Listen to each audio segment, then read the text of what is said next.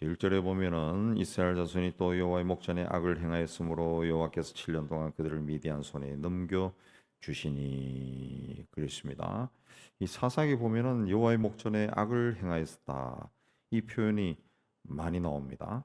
그러니까 이스라엘이 그 재난을 당하게 된 원인이 뭐냐? 하나님 앞에 악을 행하였다. 입니다. 2장에도 보면은 하나님 목전에서 악을 행하였을 때 노력하는 자의 손에 붙이고 3장에서는 메소포타미아 왕에게 8년을 시달리게 하고 이 악을 행하면은 꼭 이런 일이 일어난다. 그렇게 보여줍니다. 보여줍니다. 네.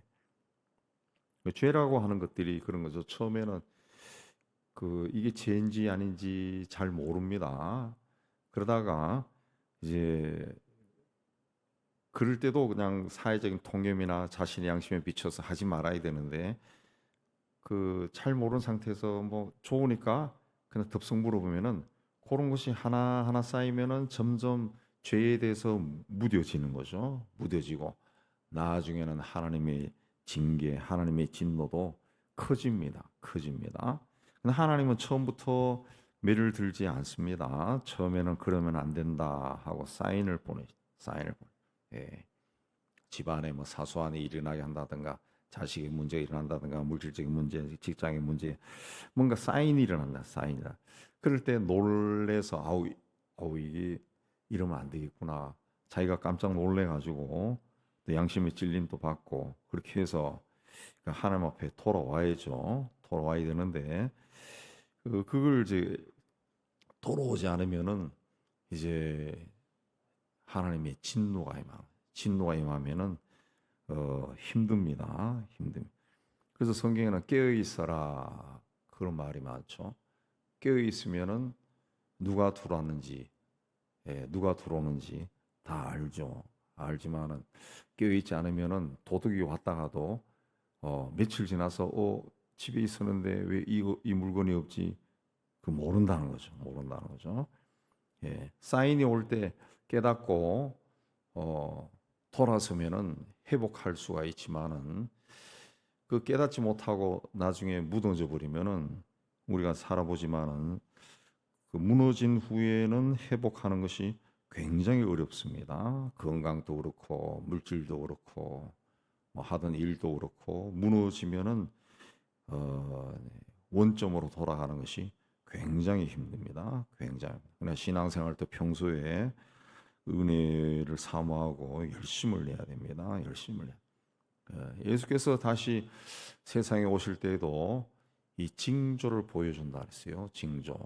예. 그러니까 오늘 우리가 사는 세상에서 일어나는 여러 가지 일들을 보면서 주님이 오실 때가 됐구나라고 깨닫고 그야말로 옥기슬렴이고 주님 앞에 더 열심히 서기 위해서 애를 써야죠. 애를 써야 됩니다. 그렇지 하지 않으면은 어느 순간에 주께서 오시면은 주님이 오신 줄도 모르고 지나갈 수, 모르고 지나. 옛날에는 예수의 재림과 관련된 휴거 사건에 대해서 뭐 영화들이 잘 안 만들어졌어요. 꼭 기독교 계통에서만 만들고 유명한 배우도 없고 별로 이렇게 무슨 종교 영화 비슷하게 만화 비슷하게 이렇게 만들어진 것들이 많아요. 근데 근래에 들어와서는 휴고라고 하는 성서적인 메시지를 그대로 타이틀로 해서 어떻게 보면 노골적으로 유명한 배우들이 나와가지고 만든 영화들이 있어요. 보면은 극적인 재미도 있다. 극적인 재미도 있고 여러 가지 메시지도 받고 막 그런 영화들이 막 나옵니다. 그냥 그런 것도 하나의 어떤 현상으로 볼 수 있죠. 요새 AI 시대가 돼가지고 AI로 여러 가지 일들을 많이 하는데 저도 이제 배워가지고 그걸 활용을 합니다. 뭐 이래 활용하고 뭐 이래 찾고 PDP 같은 거 만들 때는 그걸 사용하면 굉장히 놀랄 정도로 쉬워요. 쉽고 우리 친하게 지내는 후배 목사는 재능이 많지만은 그 친구는 AI를 이용해서 작곡도 하더라. 노래 만들었다가 한번 들어보세요. 하는데 노래가 너무 좋아요. 노래가. 그래서 다양하게 재밌게 그냥 친구처럼 노는데 그 AI로 하는 게 인공지능 아닙니까? 인공지능. 그 AI가 이제 점점 발달하면은 우리도 모르게 AI가 통제하는 세상에 들어갈 수 있는, 이미 그걸 예상하고 몇 년 전에 그 AI가 통제하는 그 세상을 그 주제로 한 영화들이 많이 만들어서, 영화라고 하는 것은 예술가들의 상상은 그냥 우연히 만들어지는 것이 아니라 그것도 하나 영적인 현상이니까, 예술가의 상상은 꼭 다음에 그런 게 일어나더라. 꼭 그게 현실화돼요. 옛날에 우리가 어렸을 때 만화로 보던 막 하늘을 나는 자동차 이런 것들이 이제는 현실이 쪽으로 가까이 오고 있잖아요. 이런 그런 것들인데 AI가 통제하는 사회가 될 수 있습니다. 요즘은 이제 세계적으로 문제, 북한의 그 문제도 그 해커 부대 아니에요?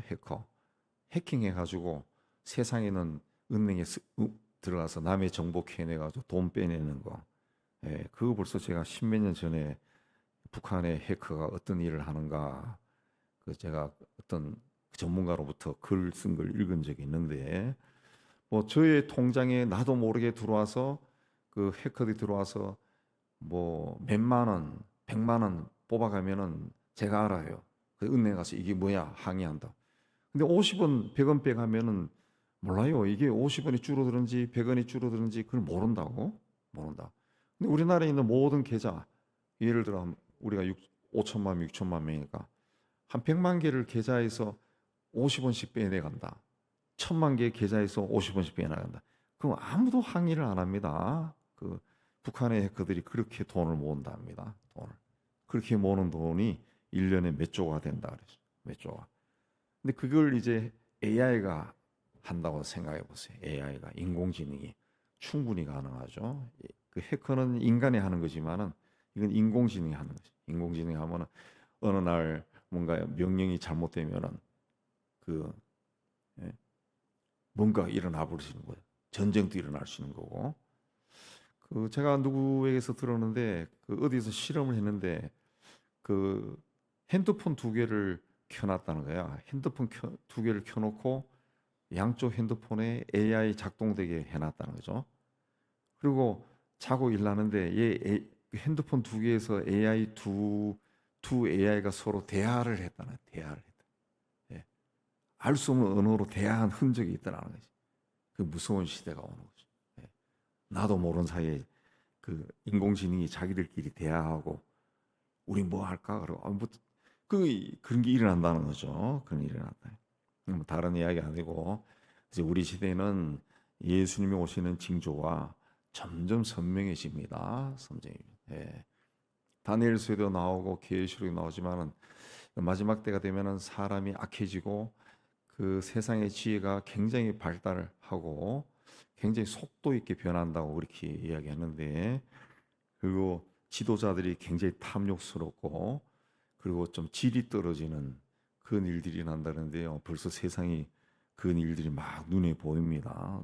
이럴 때일수록 우리가 그 하나님 앞에 열심을 해야 됩니다. 이스라엘 백성이 여호와 앞에 악을 행하였다. 악을 행했어요. 그래서 이 사람들이 어떻게 했습니까? 악을 행하여. 6절에 가면은 이스라엘 자손이 여호와께 부르짖었더라 그랬습니다. 미디안 사람들이 와가지고 그 이스라엘 사람들이 그 도망쳐서 살고 있는 산 꼭대기까지 올라가서 막 다 뺏어가니까 부르짖었다. 왜 부르짖었습니까? 견딜 수 없으니까 부르짖은 겁니다. 부르짖은 겁니다.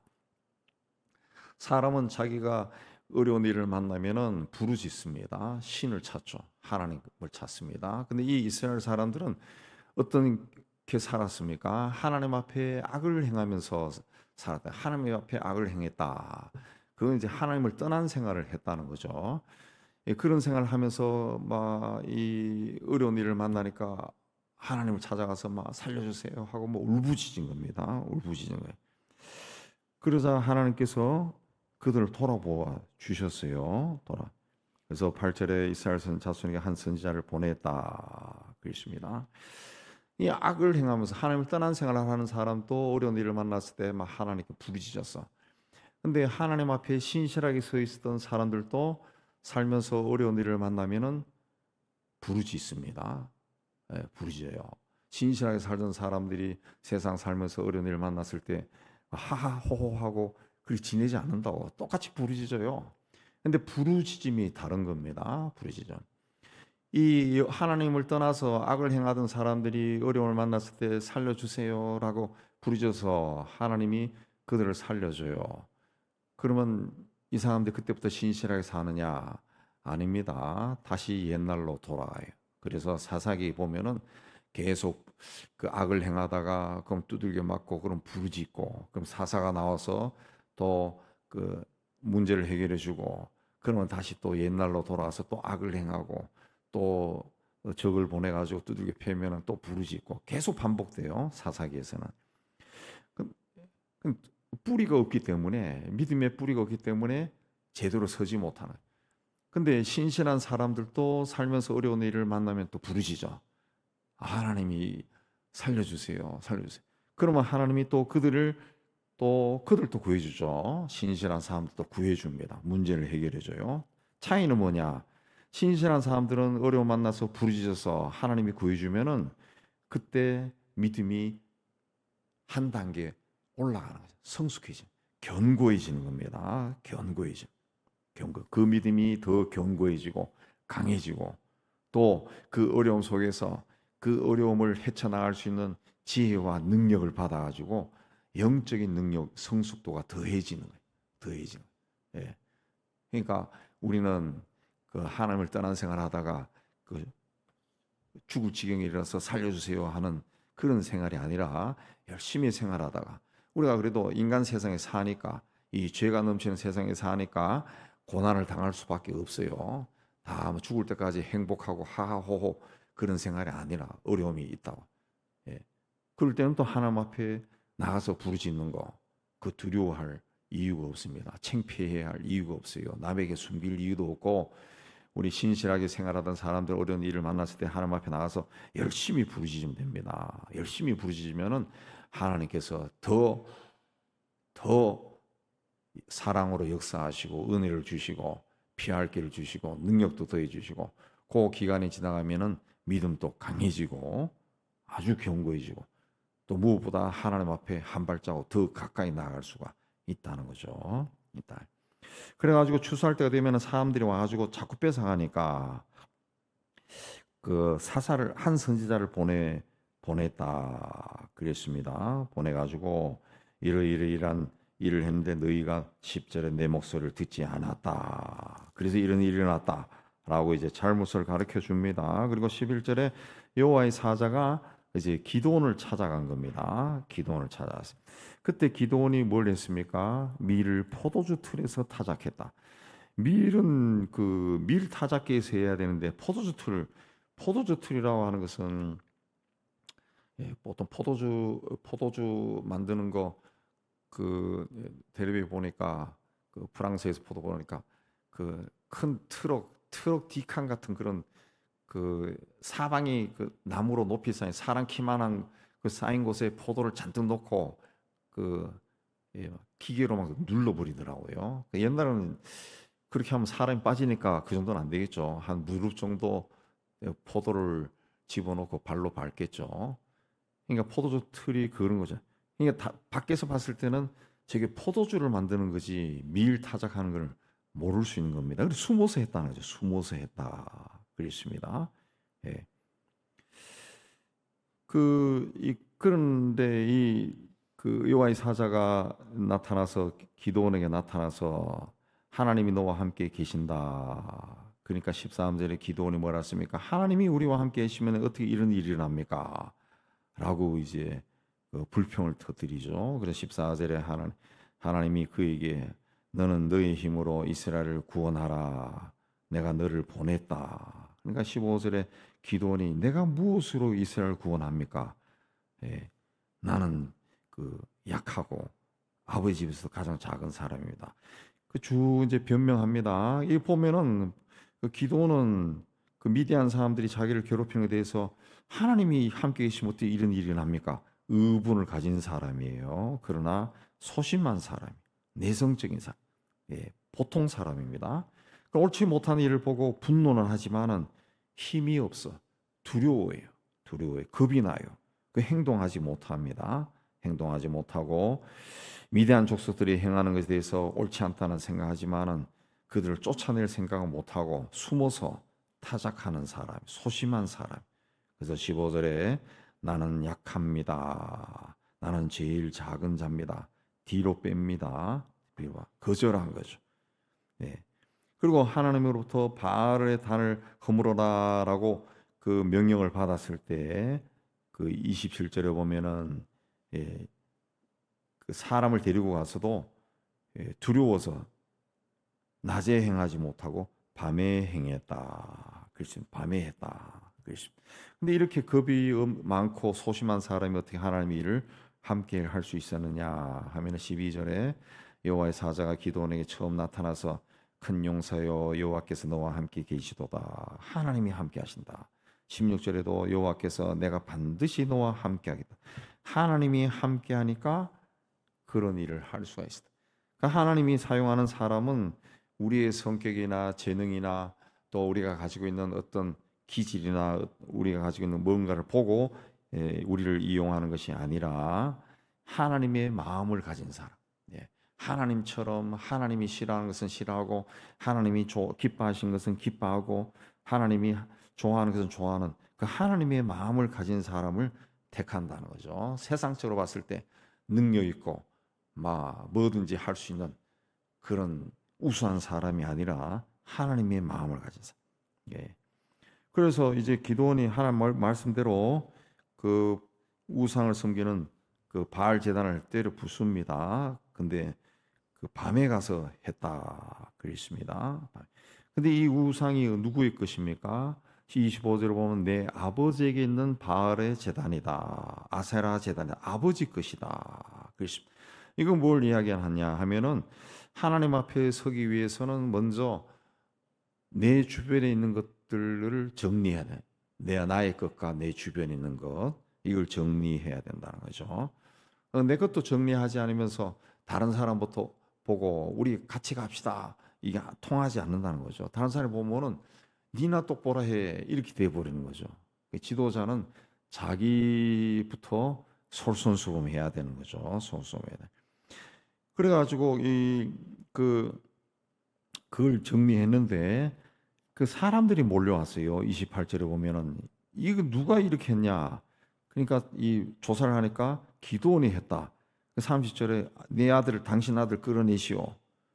바알 제단을 파괴하고 아세라를 찍었다. 근데 아버지 것을 했는데 왜 동네 사람들이 몰려왔냐 하면은 이 유추에 보면은 기드온의 아버지가 아마 동네 유력한 사람이고 그래서 이 아버지가 세운 바알 제단으로 볼 수 있습니다. 저희가 어렸을 때 시골에 살 때 보면은 친구들 중에 종갓집 애들이 여러 명 있었어요. 종갓집. 그 놀러 가면은 집도 종갓집이니까 대궐 같은 집이지만은 옛날 가나던 시절에도 그야말로 앞마당 뒷마당 뭐 집이 커요. 굉장히 커. 근데 꼭 뒤에 가면은 사당이 있어. 조상들 모시는 사당. 근데 그거는 그 집이 관리하지만은 종가니까 그 동네에 사는 모든 문중이 그 제사 때문에 다 모인다. 아마도 그런 것 같아요. 그런 것 같아요. 기드온이 그 부숴버렸다는 것은 이제 종갓집에 사당을 부순 거나 똑같다는. 그러니까 동네 사람들이 다 함께 거기 가서 그 비나이다 했는데 그게 어느 날 없어지니까 화가 나서 막 몰려와서 아들을 죽이려고 그렇게 했습니다. 근데 요아스가 뭐라 그랬습니까? 아버지가 당신도 무슨 이야기느냐? 바알이 신이라면은 제단을 파괴하면은 바알이 나서 가지고 그 파괴한 사람을 죽이든지 그렇게 해야지. 바알이 그렇게 못하면은 그 신도 아니다. 그 바알 제단을 세운 아버지가 오히려 그러면 물론 아들을 두둔하기 때문에 그렇게 했죠. 근데 이건 뭘 하는가? 하나님의 부르심을 받고 택함 받은 사람은 빠져나갈 수가 없다는 거죠. 하나님이 한번 택한 사람은 하나님의 손에서 벗어날 수가 없어요. 15절에 보면은 그 기드온이 자기는 아주 약한 사람이고 집안에서도 가장 작은 보잘것없는 사람이다. 그리스 17절에 보면은 당신이 정말 하나님이시라면 나에게 하나님이라는 증거 좀 보여주세요. 36절에서는 내가 정말 하나님의 일을 해야 되는 사람이라면은 양털에만 이슬이 내게 해주세요. 그 양털에만 이슬이 내니까 이번에는 양털만 마르고 사방에 이슬이 내게 해주세요. 그렇게 또 요청합니다. 예. 뿐만 아니라 아버지 우상을 제단을 다 때려 부셨는데 동네 사람들이 자기를 찾아 죽이려고 쫓아하는데 아버지가 이제 자기를 두둔합니다.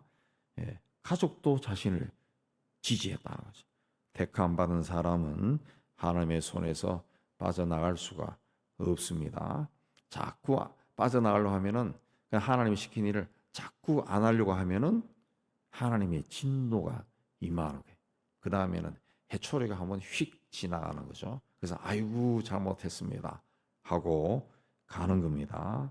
예, 우리가 사람들에게 도움을 받을 때도 자꾸 거절하면 나중에 주고자 했던 사람이 상처받아요. 네, 그 인간의 마음인데 하나님은 더 그러겠죠.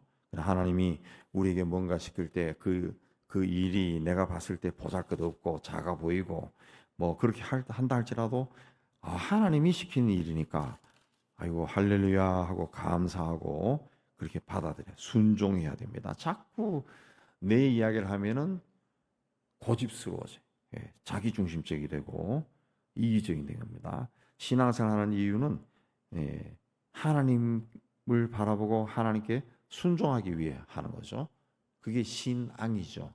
예, 위를 쳐다보고 믿음을 가진다는 위에 있는 것을 믿는 것이 신앙이죠. 한자어로 신앙인데 자꾸 자기를 이야기하면은 그게 신앙이 안 됩니다. 신앙이 안 됩니다. 그래서 우리는 하나님이 우리에게 무엇을 말씀하시더라도 예 하고 가서 세월이 흘러갈수록 우리의 신앙이 성숙하고 믿음이 견고해지고 그래서 하나님이 우리를 세상에 보내신 뜻이 하나하나 이루어지는 은혜로운 삶을 살기를 주의 이름으로 축복합니다.